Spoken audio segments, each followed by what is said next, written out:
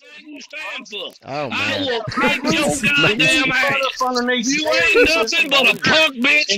Fuck you and every goddamn thing you stand for. Bro, who invited this dude, bro? What the fuck?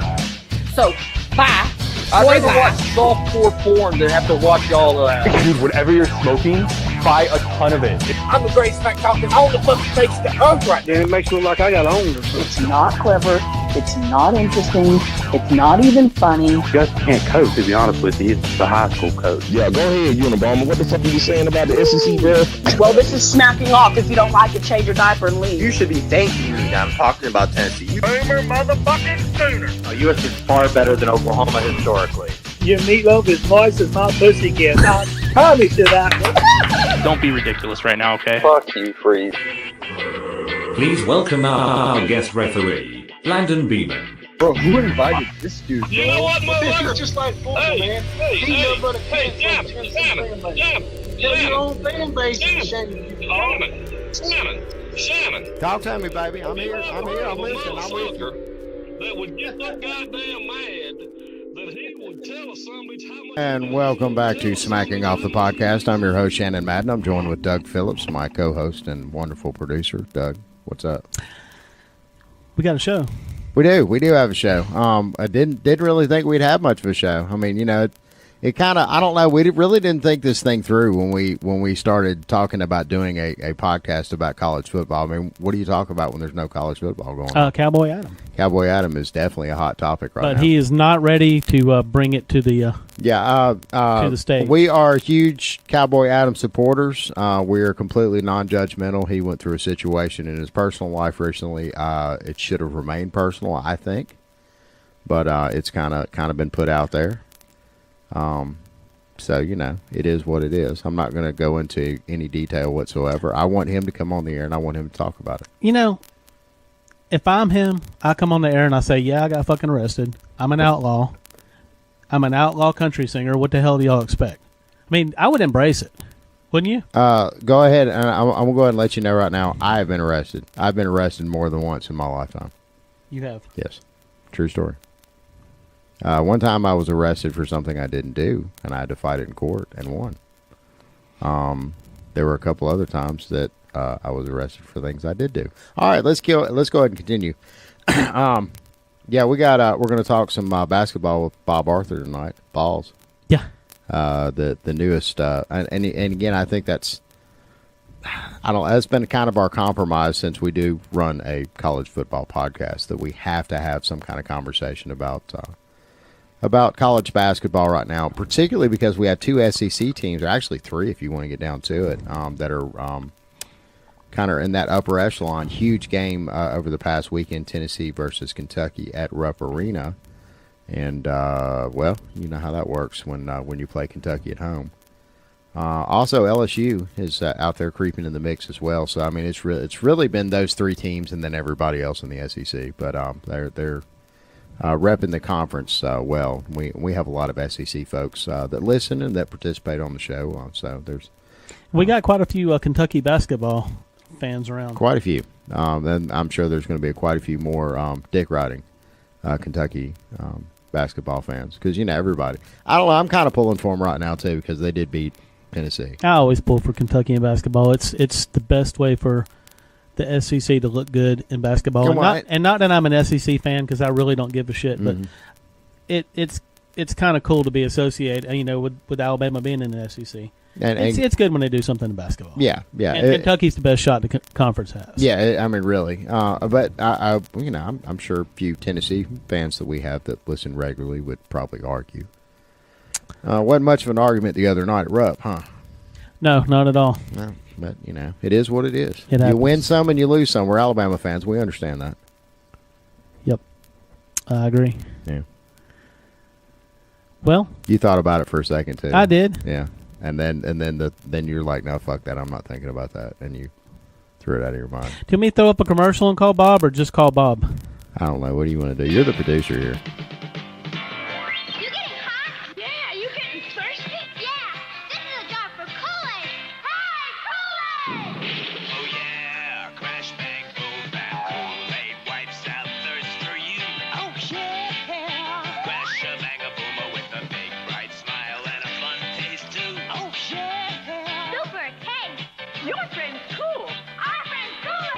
brand soft drink mix. Oh, yeah!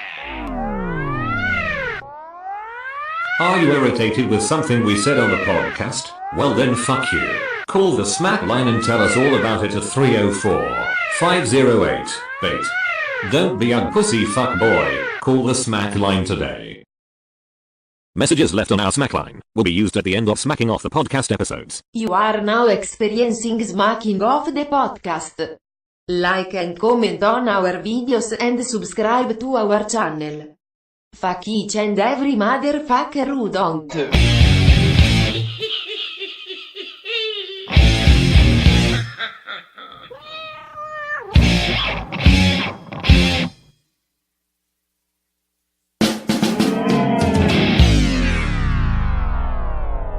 VOLS, the weekly state of college hoops with Robert Arthur. All right, so give us your impressions of Saturday and that fucking beatdown y'all put on the fucking VOLS. I mean, that was. Can I say go Cats? I'll say go Cats right now on this program. That's a great win for Kentucky, but we don't want to get too far ahead. I mean, Kentucky's got to play them again, and you don't want to piss them off. You don't want to piss them off, do you?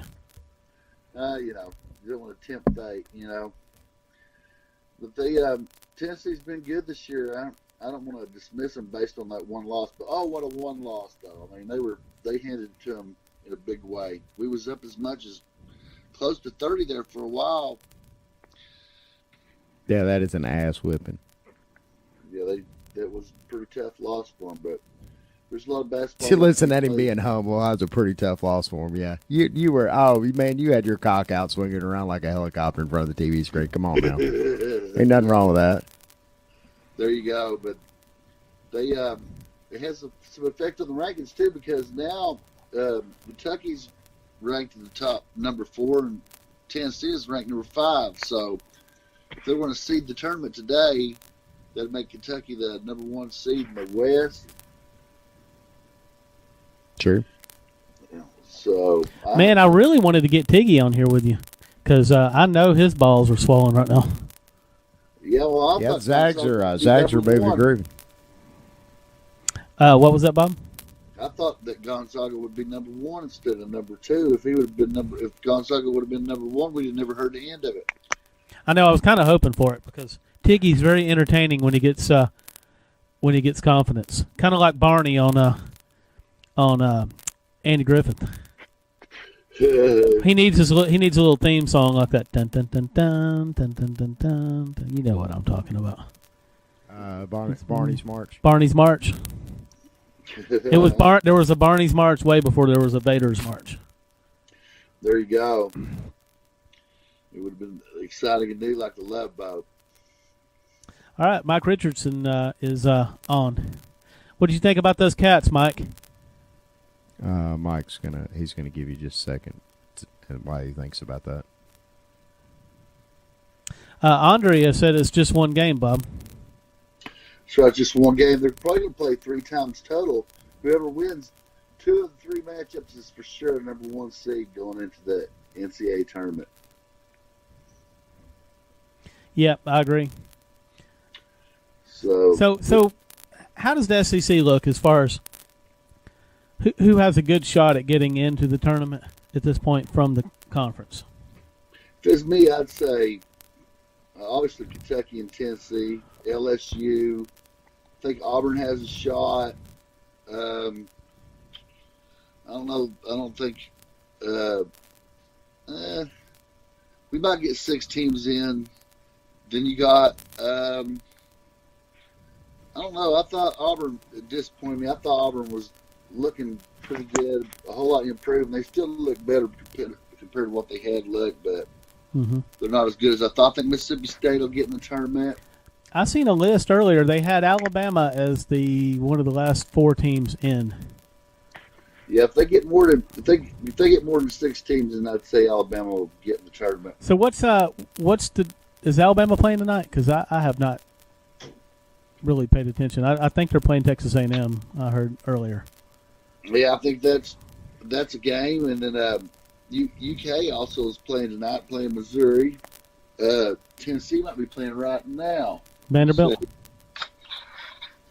Missouri and Kentucky, that game's going on now. Kentucky's up 10-7, but it's a good looking year for that SEC compared to what we had. I mean, we had a year here in the last 5 years where only 3 or 4 teams went to the tournament. I think that the LSU, not the LSU, but the SEC will get in the tournament and have a good showing. Excuse me, Bob. I'm looking up this Alabama A&M game. It's just starting. Texas A&M's up 6-5 in the first half. There you go. But I think the SEC is going to make a good showing in the tournament. I think 6 teams is what it looks like. Yeah, I agree. And the ACC is going to be your usuals. You got Virginia and Duke and.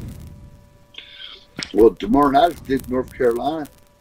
I mean, that's going to be a big game, but I don't think it's going to change things a whole lot. I think that Duke can stand to lose that game and still be a number 1 seed for the tournament. But I don't think the two. I mean, you already got Virginia, so I don't think you can have 3 number 1 seeds from the ACC. The only chance that North Carolina has to get a 2 seed, though, is to steal one of the 2 games from Duke. So tomorrow night's going to be an interesting game. Some of the tickets are going as high as $10,000 a piece for that, by the way. Wow. That's college basketball is not. I mean, college football is struggling right now as far as selling tickets. I've been hearing a lot about lately. I mean, there's a big difference, though. I mean, you look at Neyland Stadium; it's sitting over 100,000 people. The biggest arena in the SEC, Rupp Arena, is only sitting like 22.5. Right. So there's a huge difference there. Now, there's people for the right seats. I'm sure would pay a lot to see the right game in the SEC. So the Iron Bowl, I could see it pulling the right seat, the right part of the stadium, pulling down $10,000 for that. Yeah, depending on the year. Yeah, it's probably actually happened.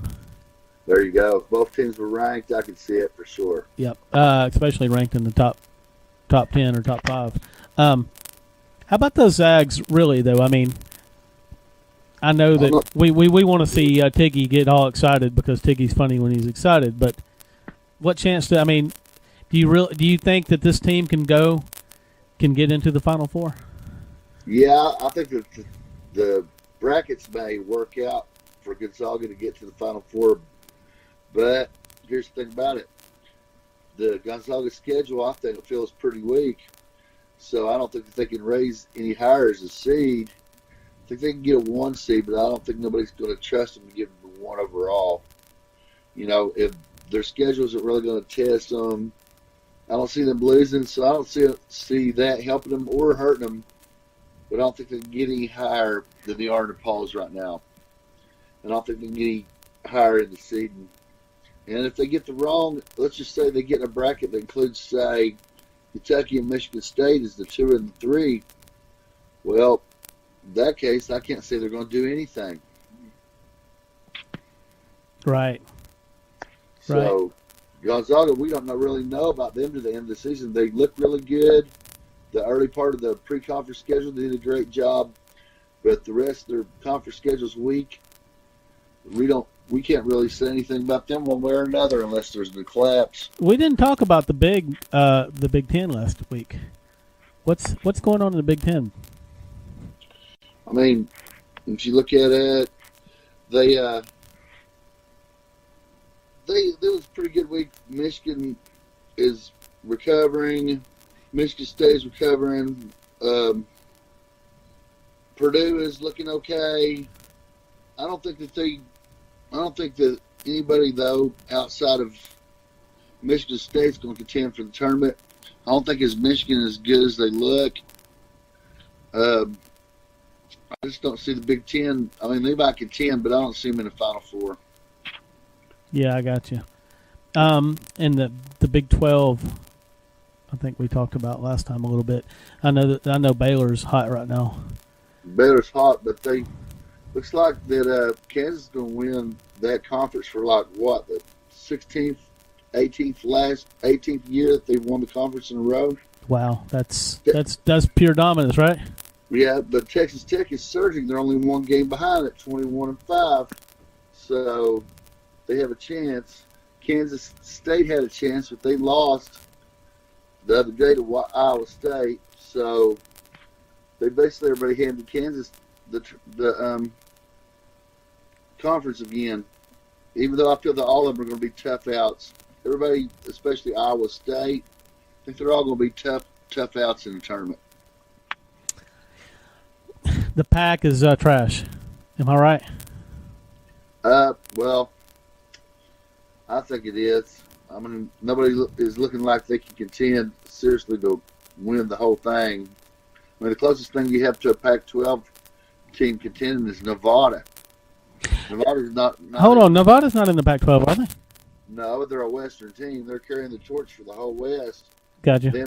Them and Houston. I don't see anybody from the Pac-12. I don't see anybody from the Pac-12 challenging even those guys. Right. I'd say if we get lucky for 4 Pac-12 teams to make the tournament.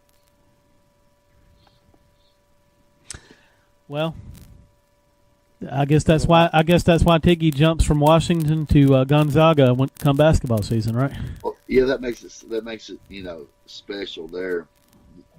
That way, if you can't get a team that's good enough to make it out of the Pac-12, you can go to another team that don't play nobody. It'd be interesting to see what would happen in a year if the Huskies actually put together a decent basketball team. Would Tiggy be a Zags fan then, or would he be carrying the torch for both? Or it'd be interesting. I wish we had old audio of that.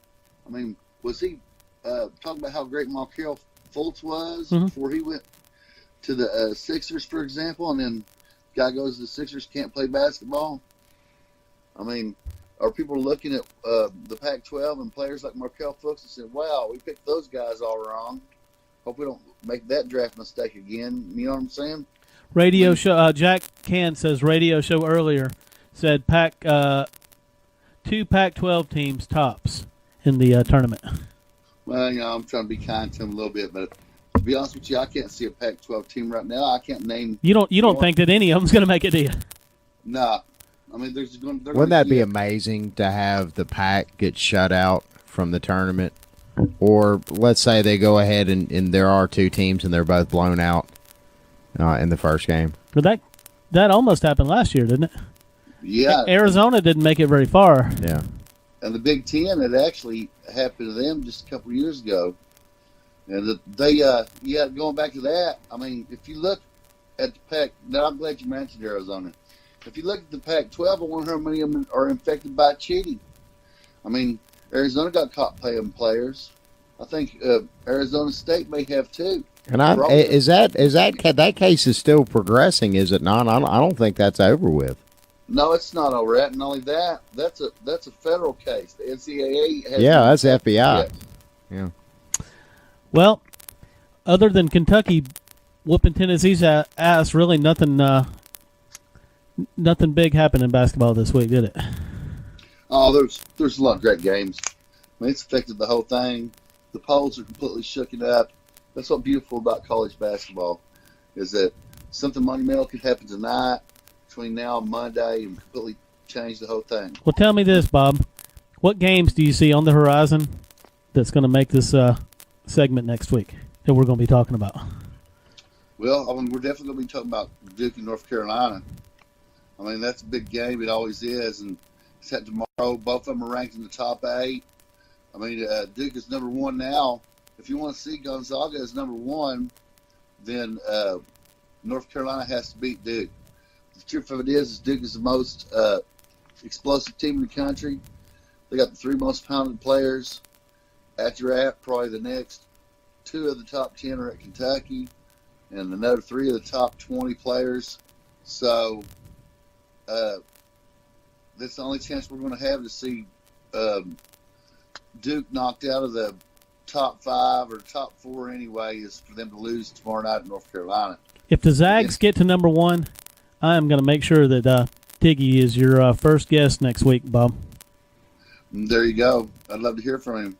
Yeah, I would too, actually. All right, Bob. This was enjoyable, and I'm really glad that. I'm glad you answered the phone. Yeah, really. And I'm glad that and I'm glad that UK took care of those fucking balls. Yeah, fuck them balls. It was impressive. I mean, they dogged them hard like they're supposed to. Yeah, that was tough. That was very tough. And I don't know. I mean, fuck them balls. I mean, should anything more be said about it? No. I mean, I don't want to talk too much smack because they got to play them at 10. Oh, I do. I hope most of them come in with sprained ankles. Yeah, but if they beat them at Tennessee, then I'm gonna talk some smack. Then Oh yeah, you have to then because you probably won't have to face them again. Yeah. All right, this has been Balls. Balls with Bob Arthur. Yep. See you later, Bob. Thanks Bob. A lot, guys.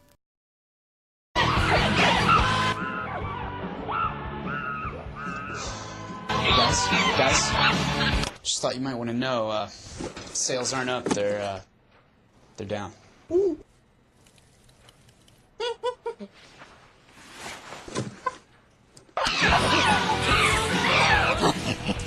Yes, sir. Want a new job? We've got the most. CareerBuilder.com. A better job awaits.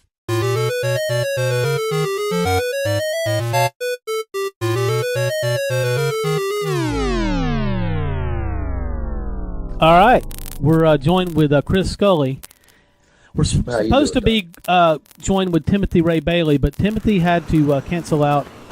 Tim Bailey thinks that Penn State needs to upgrade their head coach. He doesn't think that Franklin's going to be able to carry him any further than he has at this point. What do you say to that, Chris? Well, I would have to disagree. I think Coach Franklin is doing just fine. There's no doubt James Franklin probably is the best recruiter in college football right now. I just happened to do a little bit of homework. I looked at Penn State's top 100 recruits, I think in the past 15 years, and James Franklin has recruited 38 of the top 100 high school players now coming out of high school. So does that lead us now though to ask why he hasn't done any better than he has? Well, I have to think what Moorhead leaving for Mississippi State, that hurt the offense this year with Ricky Ronnie. He was a rookie offensive coordinator this year, but I know he had a few seasons. He worked under Joe Moorhead. Penn State just fired the receivers coach, which I don't blame them. Penn State probably had the worst pass completions ratio this year in the nation. I know one time, I think it was in week 6 or 7, they had like the most drop balls, drop passes in the whole country. Right. And even Trace McSorley's completion percentage dropped a whole 14 percentage points. I watched every Penn State game except one this season, and I got to tell you, there was a lot of catchable balls that Penn State receivers just couldn't bring it in, and especially during crucial third down conversions, just draw passes off of one another. KJ Hamler, thank God for him. He actually picked up the receiving corps this year. I would have to say that looking at what James Franklin has done, really, I don't think Penn State could do any better. Usually, Vanderbilt is a coaching graveyard. Usually, you go there to just, wither and die as a coach. But James Franklin actually, in the 3 seasons, he won back-to-back 9-win seasons, kept Vanderbilt in the top 25. He didn't beat anybody when he was at Vanderbilt. The teams that he did beat was Go ahead. Right. I mean, I hate to play naysayer. I do like James Franklin. Me and Kyle Golick had this conversation a few months back, or actually about a month back. And he said, well, who would Penn State get? And the first name that pops into my mind is Brent Venables. That's who I would look at if I was Penn State, and I was going to make a change. Not that they're going to, but so you don't have anything to say about who they would go after if Man, I have, to be honest with you, I really don't know. Well, let me go ahead and phrase it like this. I'm late to the conversation as usual. I'm doing dad duty tonight. Let's just go ahead and say what scenario do you see the Penn State faithful really getting uncomfortable keeping Franklin around? And I'm going to save the crash jokes that they could do what Joe Pa did down at the end of his. The truth is this is a good conversation. The better conversation in the Big Ten would be, why is Harbaugh still at Michigan? In my opinion, for the money that he makes, and he has done absolutely nothing. The Big Ten there's a lot of question marks surrounding the Big Ten this upcoming season, because. First off, I know Ohio State's really high on Ryan Day, but they are. But we really don't know how Ryan Day is going to do. I mean, to expect that he's going to perform at the same level right out of the gate as Urban Meyer is laughable at best. I mean, we're talking about Urban Meyer, one of the greatest coaches in the country up until he left. Oh, no doubt. I thought I'd go ahead and throw this out. Successful. Andrea Charles said that you are delusional. I don't know what she's referring to and exactly when she said this. Coming from her, that I don't. That's unexpected. No, I'm kidding. Well, here's the thing. With Urban Meyer gone, that actually, helps Penn State in a way. Helps Michigan too, I might add. Possibly. Yeah. I have to say though that Penn State definitely probably will have the most talented team that James Franklin combined coming into this year. You think that Franklin's going to shut up the naysayers this year? Is that what you're fixing to get? That's what you're getting prepared to say? It's going to take more than 8 or 9 wins. I mean, that's for damn sure. Oh, no doubt. Well, I do know this. I know Michigan actually. Michigan actually comes to our house this year, but we have to go to Ohio State. I'm trying to think of Penn State's upcoming schedule, but you want me to pull it up for you? Here's the thing. I guess I would have to say that the last 3 seasons, okay, Penn State has been in the top 10 twice. Okay, I believe we were 17th. Mm-hmm. This year, and it was a lot of Penn State faithful were go ahead and counting a down year this year, 8, 9 wins the best, and they were pretty spot on with that prediction. Y'all gonna have a hard time winning your first 2 games. Y'all got a really tough slate right out of the gate. You got Idaho coming on August 1st. Shit. And then you got Buffalo coming. Buffalo, for a second tier or third tier team, I guess you could say. Buffalo's actually a decent program, but, they shouldn't be able to win they should, in Beaver Stadium. Shouldn't be a single problem with either one of those games. Again, your Ohio State, Michigan game, that's going to be your 2 top games. I think we play Nebraska. I don't have a computer. I can't see our schedule for next year. We're looking at it. If you go ahead and send us some money on Facebook, we'll give you a copy of it. How about that? we're trying to make some money here. I found out that there is actually some kind of money banging around here somewhere, and I need to get a hold of some of it. So, have we done some smacking off the podcast? To answer your question, I would have to say for Penn State to get rid of James Franklin, he'd have to have. I would probably have to have like at least 3 consecutive seasons around 500. At least 3. I mean, do you think in a row? Yeah, but I mean, I wouldn't see more than one of those seasons him being allowed to stay. Well, here's the thing. I mean, Barber, 20 or 30 years ago, that might have been a good scenario, but not with the landscape of college football right now. And look, I'm not denying, because we were talking about this off air before the program, and I'm not denying that James Franklin didn't. I mean, completely salvage. Not only salvage, but I guess reaffirm the Penn State program. Since he got there, there's no denying that. But I'm not sure that anybody could have done it the way he did. And done it with class, done it with grace. I mean, there was about 500 good things right with that hire. I was really high on that hire. But Penn State is still. I mean, this is practically a blue blood program, and there really is that next step to take. And I think that I don't know. And again, it might be premature that we're even having this discussion. It is premature. It was really based off of bringing Timothy on, but Timothy's not here. But you having said that, because we have to play devil's advocate now. But you having said that the Franklin's got the talent that he's got coming in the season, wouldn't it stand to reason that if he can't make it happen, I mean, at least eke out 8 wins, that the Flames start getting higher under his seat?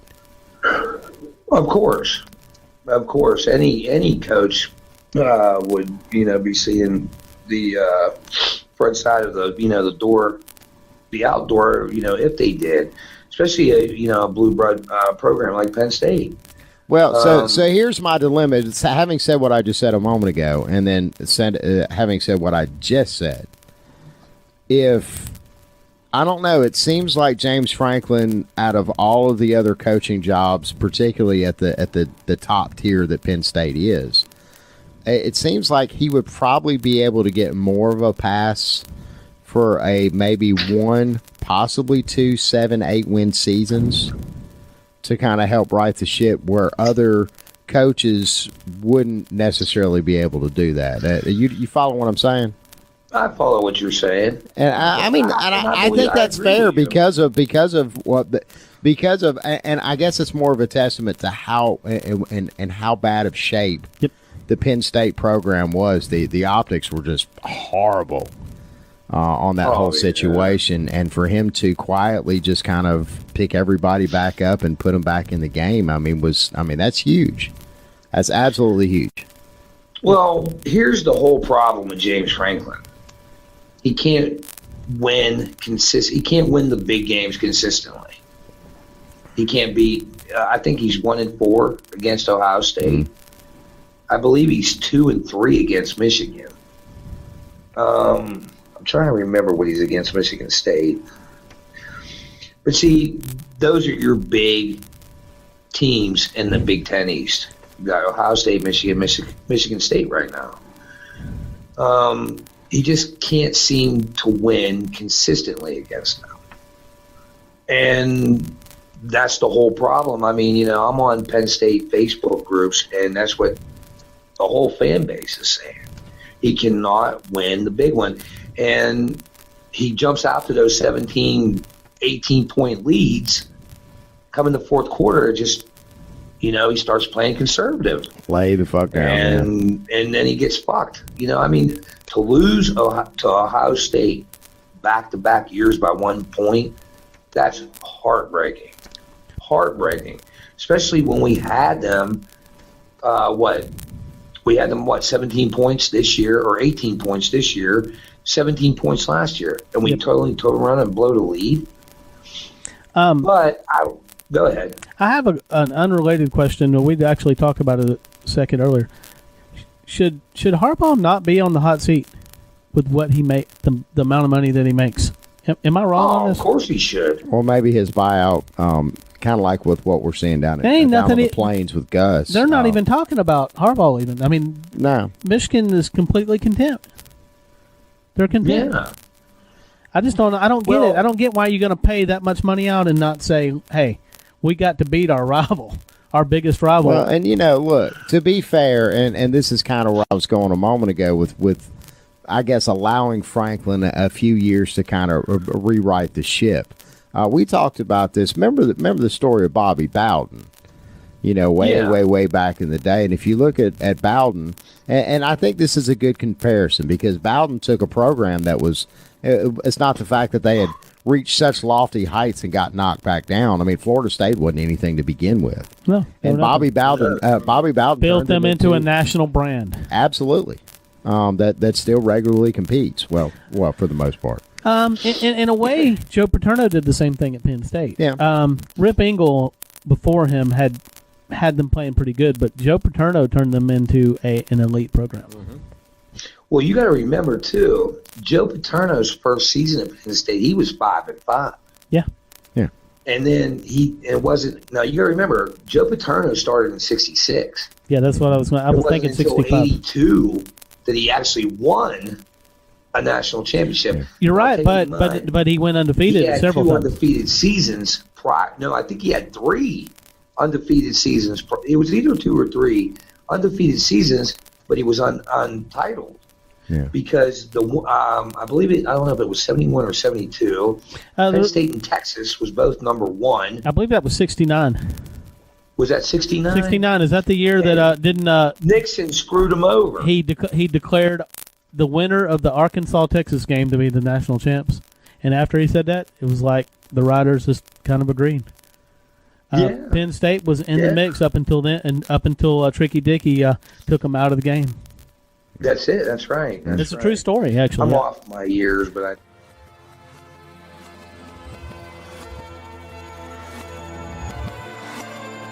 Hashtag Family Smack. The worst smack group ever. Look for us on Facebook and on MeWe.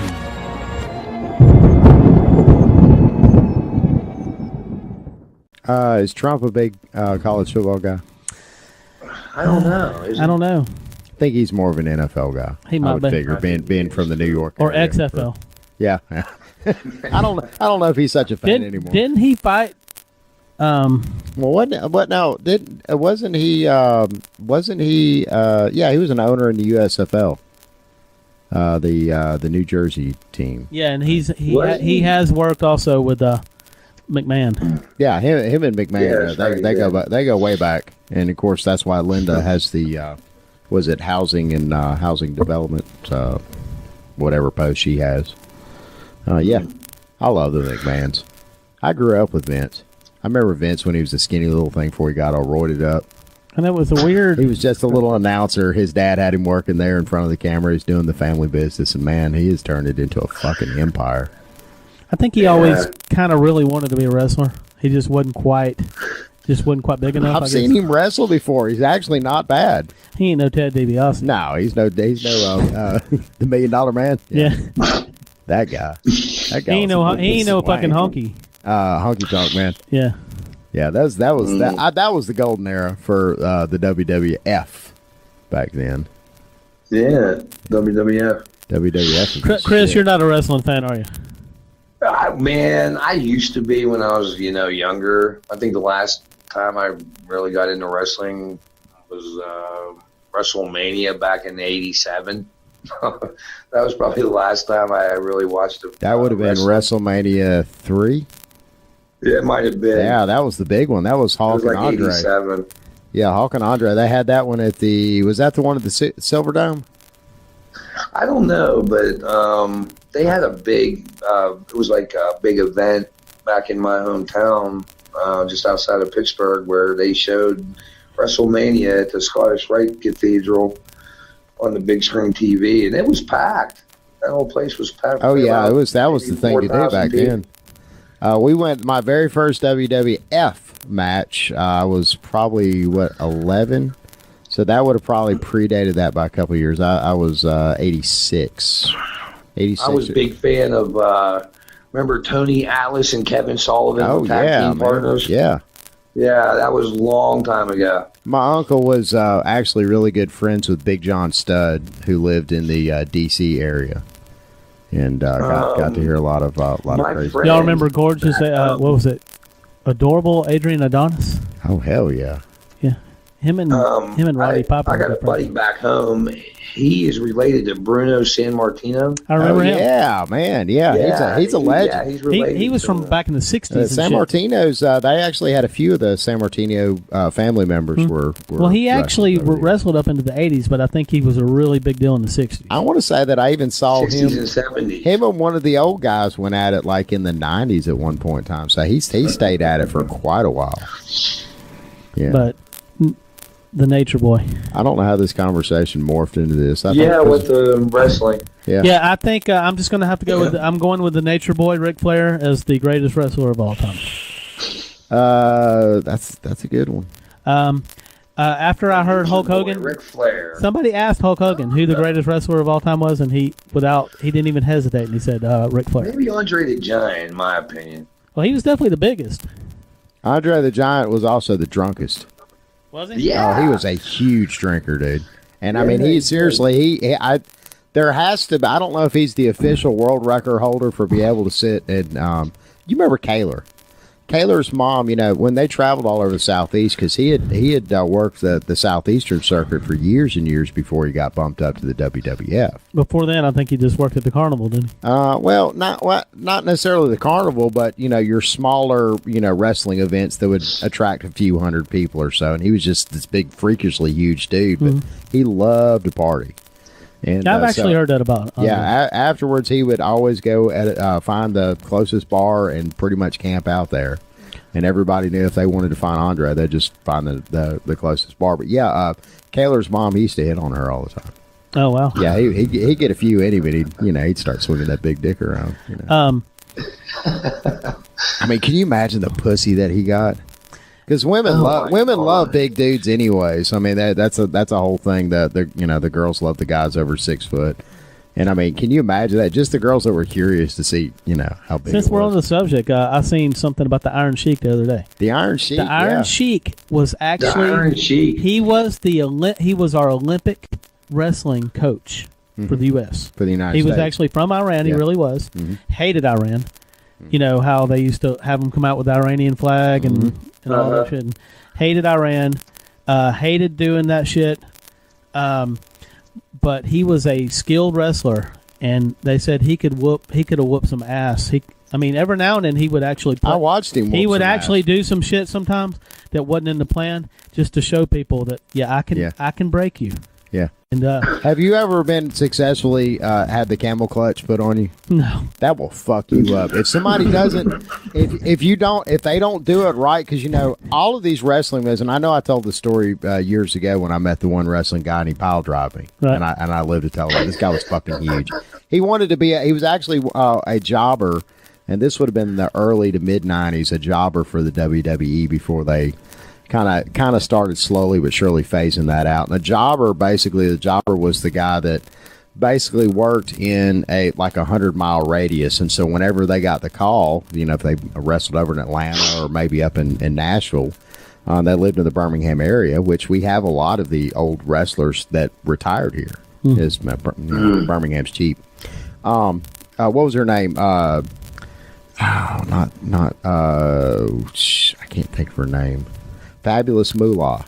She lives here in Birmingham. Oh wow! Yeah, her and a few of the other wrestlers from that era. But anyways, getting off the subject. But my little brother put a camel clutch on me one time. Your little brother? Yeah, Dustin. But he put it right. Oh no, he's your little brother. But no, this is when I was still bigger than him. Oh okay. But he got it on good, and I pissed him off. We'd been wrestling in the backyard, and I was whipping his ass. Right. I can't whip his ass anymore. It's twice my size now. This guy's fucking huge. But he got on me and applied it just right and had just enough anger. I mean, I think he was crying as he did it. He was that's how pissed off he was, and he almost killed me. The camel clutch almost killed my Uncle Neil was visiting from. He pulled him off of you. My Uncle Neil was visiting from up in Virginia, and actually, I think that's what kind of set it off. The conversation's going full circle here because he got to talking about Big John Studd. So then we got in wrestling mode, went out in the yard and started wrestling around, and then it got serious, How did he learn the camel clutch? By watching Iron Sheik? Yeah. Right. Just watching and he did it. He did it well. I almost blacked out. Real quick before we conclude, I've seen Hulk Hogan talking about fighting Andre the Giant, and of course, they've all admitted now that it's choreographed and fake. He got a bulging disc from body slamming him at WrestleMania. Yeah, it's choreographed and it's fake, but you do get hurt and you do have to be athletic to do it. Think about that. What did he weigh in his prime? You talking about Andre? Andre was 600? Maybe. I mean, can you imagine picking up a 600-pound object? Well, here's the funny thing: and is then that trying to kind of look like you're throwing it. They told Hogan, you're to win this match, and Hogan said, "Does Andre know that?" Because Andre was notorious for just flipping script in the middle of a. Yeah. He did it several times in one fight. Do you know why he did that? Because no comprende, he didn't. Yeah. He didn't, what? No, because he could. Yeah. I mean, who's going to tell Andre the Giant no for anything unless they've got a gun to his head? Now, even then, I don't think that's going to do you any good. All right, Chris. So here's the conclusion: James Franklin gets fired at Penn State, becomes a wrestler. What do you think? Yeah. He does kind of have that look. He looks kind of like a wrestler. Yeah. I could see him rip off his shirt and pile drive. Hey, he did rip his shirt off. I had it with a fan. Did you see that? Yeah, I did. Yeah, after the Ohio State game, he was like, he was pushing. Well, the fan was telling him, "I love you to death," but I don't think that Franklin was swayed by the argument. He was still coming after the fan. He was either. Yeah, that was pretty entertaining. Whoever was holding Franklin kept Franklin from making a career-altering. Bad decision. Because again, Penn State's still on probation as far as the public is concerned. As far as perception of the program goes. Yeah, we're still under that dark cloud, but it's better. No, I really don't think it's. I don't think it's like all that. I really don't. I tell you what, I probably had more compliments by Ohio State fans about how good Penn State football is this year than I've had my entire life. Yeah, they're kissing your ass because I know they're probably going to get beat this year. You guys are legit. You guys are going to be good. And, you're going to be a team to watch for. You might rival us more than Michigan. This is going to be the year that he gets the monkey off his back and actually beats. I hope Ohio State. I hope he does. And wins the fucking... He has to. Otherwise, we have to revisit this conversation next season. And wins the West and wins the conference. True story. Here's the thing. If you watch the games that we lost this year, the defense puttered out. They were tired. That typically indicates a lack of depth. Not only that, but strength and conditioning fixes a lot of those problems. The Alabama Crimson Tide is notorious for that. Oh yeah. I mean, true story. What do you think this year? Do you think Clemson might be the new Alabama? I don't know, man. If I had to pick anybody, they would definitely be at the top of the list because there's man, that was still to this day. I'm sorry, I just couldn't. I didn't expect that. I did not expect how dominant they would be from top to bottom at every single position and all over the sidelines. They could not make a bad decision pretty much the whole entire game.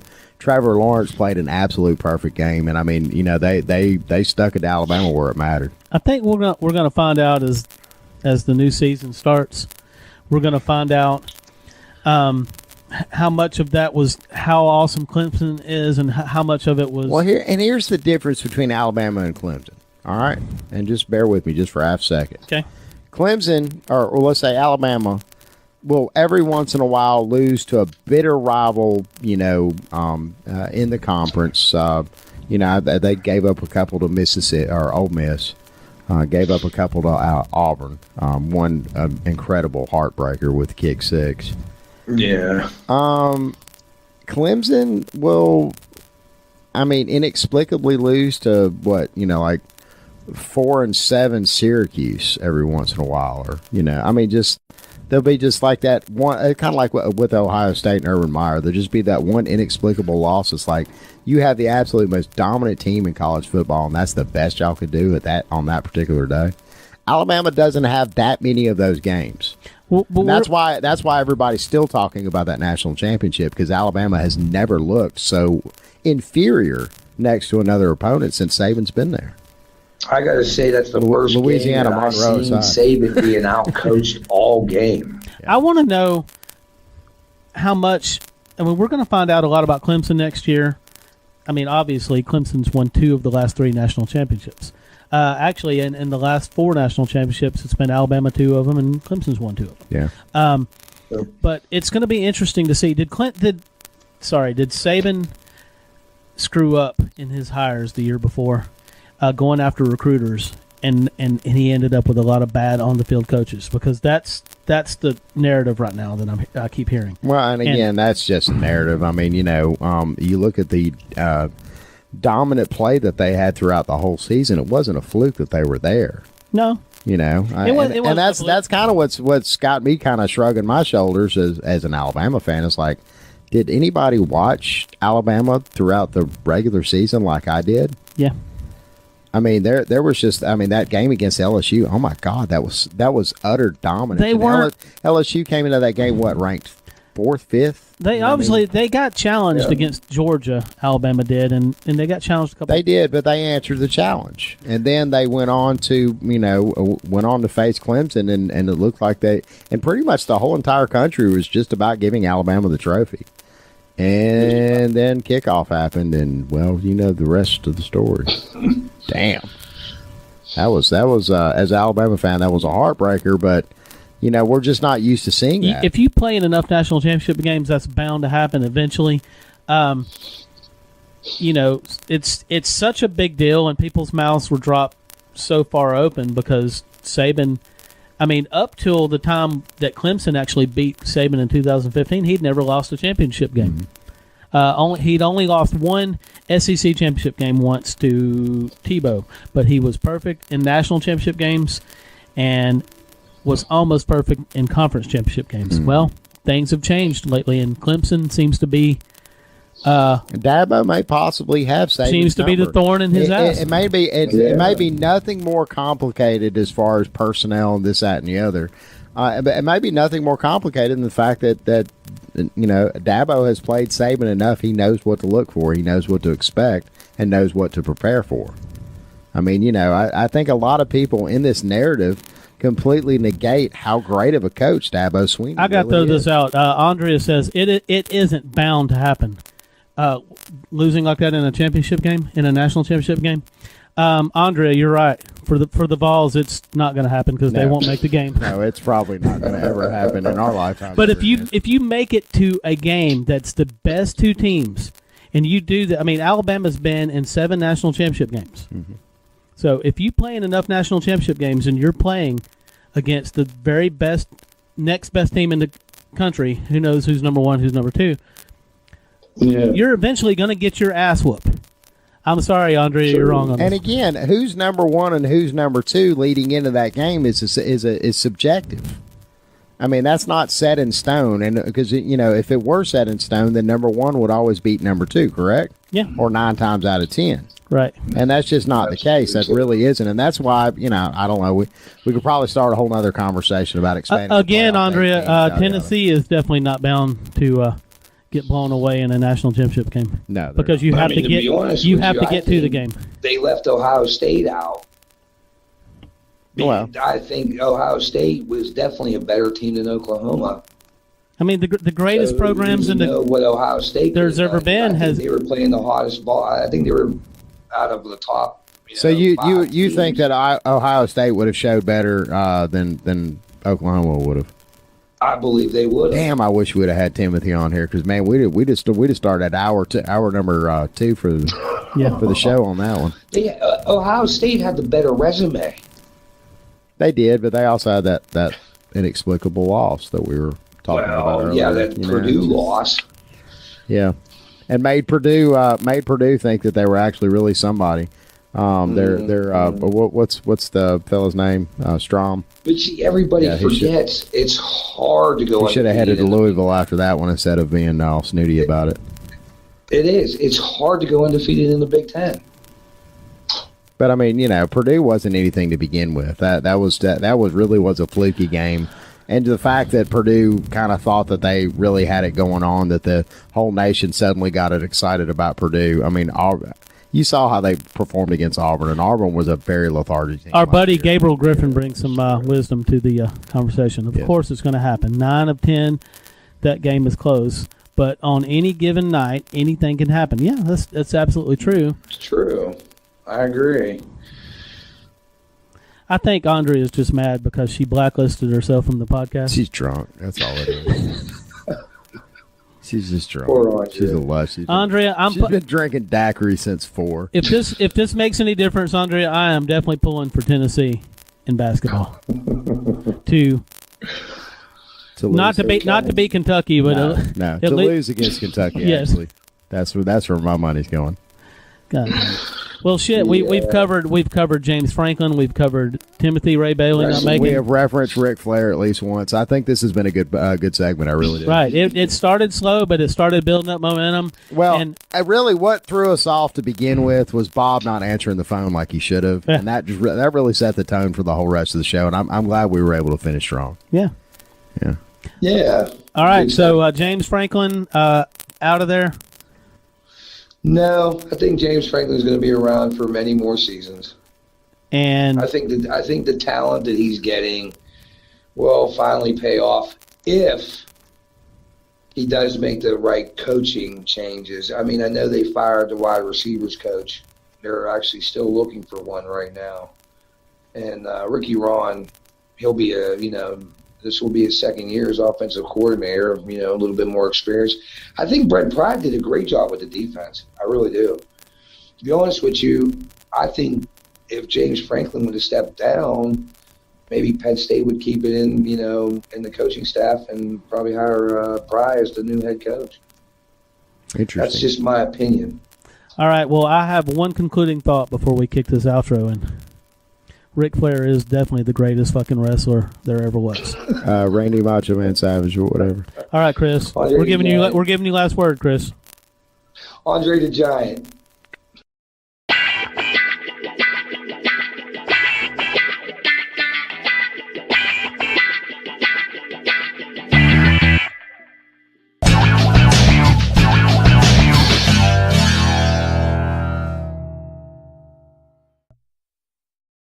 Find Smacking Off the podcast on YouTube, at Podcast Garden, Google Play Music, and iTunes. Make sure to check out the 9 p.m. Eastern, Tuesday and Friday Facebook Live episodes at #FamilySmack.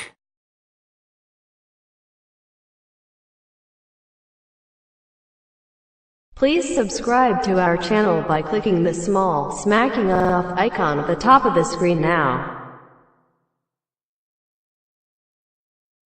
Click the link at the bottom of the screen to watch last week's episode.